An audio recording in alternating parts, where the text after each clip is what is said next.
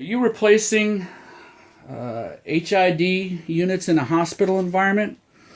Well, here are your options. This is your good old HID bulb, sucking a lot of power, having to be replaced all the time, requiring ballast, using a lot of energy, costing a lot of money. What are your options to it? Number one, you can replace it with a new fixture. It's fine and dandy. You get a new fixture.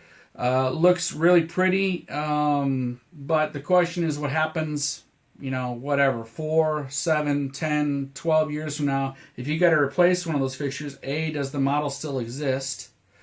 And B, do you have to do, depends on how uniform you want your layout to look like, but if that model doesn't exist, how uniform will your whole setting be after something goes wrong with one of those units? So that's the downside. The other downside is it could potentially be expensive.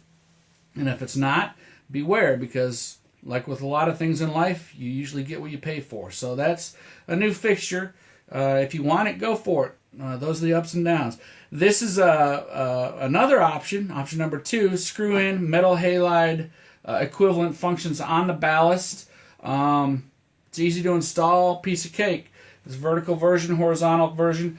The downside to it is if after the warranty, anything goes wrong, you're replacing the whole bulb, including the LEDs and whatever the electronics are. The upside is you're not having to worry about how uniform it looks when you replace that bulb because you're going into the same fixture that was there before.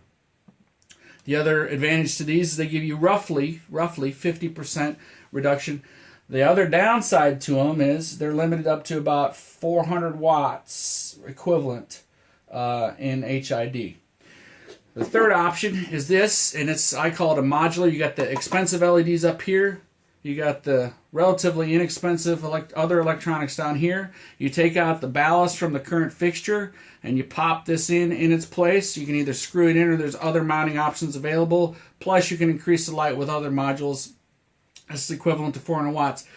If anything goes wrong with the driver, which takes the place of the ballast, after the warranty period, before the warranty period, you get a new driver, and after the warranty period, you basically just replace the driver yourself, and you keep the expensive LEDs intact and running. You can still use them.